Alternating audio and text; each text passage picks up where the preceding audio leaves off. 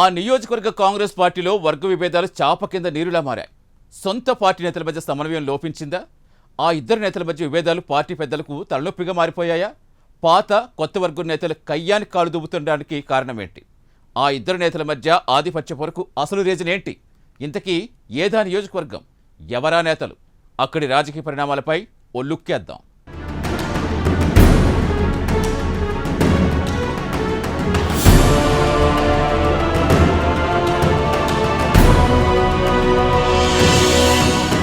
నిజామాబాద్ జిల్లా ఆర్మూరు నియోజకవర్గంలోని కాంగ్రెస్ నాయకులు పార్టీ పెద్దలకు తలనొప్పిగా మారారట. నియోజకవర్గ in charge Vinay Reddy, party senior నేత ఏబీ శ్రీనివాస్ అలియాస్ చిన్నా మధ్య పచ్చగడ్డి వేస్తే భగ్గుమనేలా పరిస్థితి మారిందట. ఆధిపత్య పోరుతో ఇద్దరు నేతలు కయ్యానికి కాలు దువ్వుతున్నారట. ఇప్పటికే పార్టీ 2 గ్రూపులుగా క్యాడర్ చీలిపోగా పాత కొత్త వర్గాల పంచాయతీ రావణ కాష్టంలా రగులుతుందట.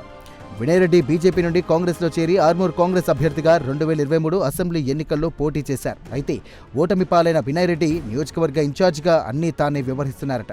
ఇక అప్పటి నుండి పార్టీలో సీనియర్ నేతగా ఉన్న ఏబీ చిన్నాకు ఆయనకు మధ్య కొంచెం గ్యాప్ కొనసాగుతుందట. ఆ గ్యాప్ కాస్త మున్సిపల్ ఎన్నికల్లో మరింత ముదిరి పంచాయతీ గాంధీ భవన్ వరకు చేరిందట. ఈ వివాదం ఎన్నికల అనంతరం ముగుస్తుందని అంతా భావించారట.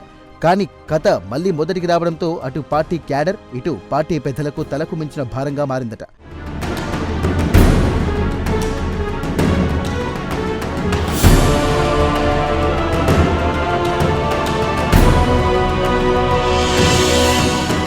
ఇక ఆర్మూరు నియోజకవర్గ ఇన్ఛార్జ్ వినయ్ రెడ్డి, సీనియర్ నేత ఏబీ చిన్నాలు పరస్పరం ఒకరిపై ఒకరు ఫిర్యాదులు చేసుకుంటున్నారట.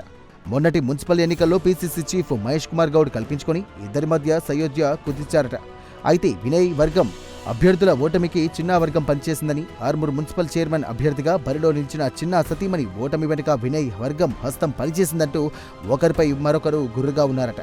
ఇలా ఇద్దరికి కయ్యానికి కాళ్లు దువ్వుతూ కత్తులు దూసుకుంటున్నారట. ఆర్మూర్ నియోజకవర్గ ఇన్ఛార్జ్ బాధ్యతల నుండి వినయ్ రెడ్డిని తప్పించాలని చిన్నా వర్గం పట్టుపడుతోందట. చిన్నాను పార్టీ నుండి సస్పెండ్ చేయాలని వినయ్ వర్గం ఫిర్యాదులు సిద్ధం చేస్తోందట. ఇలా ఎవరికి వారే ఒకరిపై మరొకరు పరస్పరం ఫిర్యాదులు చేసుకుంటున్నారట. ఏబీ చిన్నా సతీమణి కింకర్ణమా ఓటమికి కారణమయ్యారంటూ కంప్లైంట్ చేశారట. దీంతో ఆర్మూర్కు చెందినటువంటి ఇద్దరు సీనియర్ కాంగ్రెస్ నాయకులను జిల్లా కాంగ్రెస్ అధ్యక్షుడు నగేష్ రెడ్డి సస్పెండ్ చేశారట.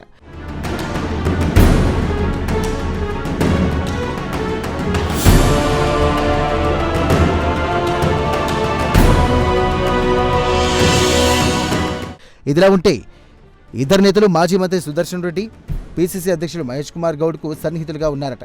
అయితే బీజేపీ నుండి వచ్చి కాంగ్రెస్లో పెత్తనం చేయించడాన్ని చిన్నా వర్గీయులు జీర్ణించుకోలేకపోతున్నారనే ప్రచారం జరుగుతోంది. ఇటు పార్టీ పటిష్టం కోసం పనిచేస్తున్న వినయ్ రెడ్డికి ఏబీ చిన్నా పదే పదే అడ్డు తొలగడాన్ని వినయ్ వర్గం తట్టుకోలేకపోతోందంట. నేతల మధ్య వర్గపోరు రానున్న ఎంపీటీసీ, జెడ్పీటీసీ ఎన్నికలపై తీవ్ర ప్రభావం చూపే అవకాశం ఉందనే టాక్ నడుస్తోందట. ఒకరికి అనుకూలంగా ఉంటే మరొకరు కన్నెర్ర చేస్తుండడంతో క్యాడర్ ఎవరి వైపు ఉండాలో తెలియక పార్టీ శ్రేణులు సతమతమవుతున్నారట.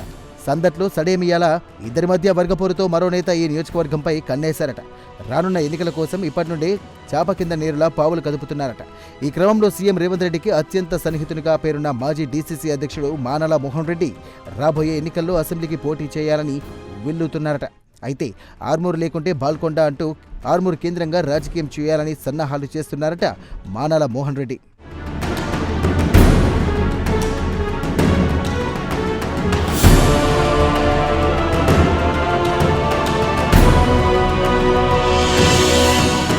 మొత్తానికి ఆర్మూర్లో రాజకీయం రసవత్తరంగా మారినట్టు తెలుస్తోంది.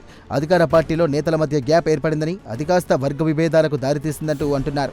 అయితే నేతల మధ్య ఆధిపత్య పోరు పార్టీ పెద్దలకు తలనొప్పిగా మారగా మరో నేత ఆ నియోజకవర్గంపై కన్నేయడం హాట్ టాపిక్గా మారింది.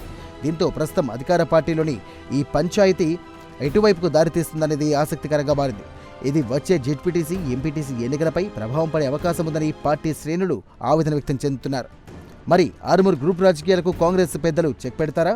వినయ్ రెడ్డి, ఏబీ శ్రీనివాస్ల మధ్య ఏర్పడిన గ్యాప్ను ఎలా పూడ్చుతారన్నది వేచి చూడాలి.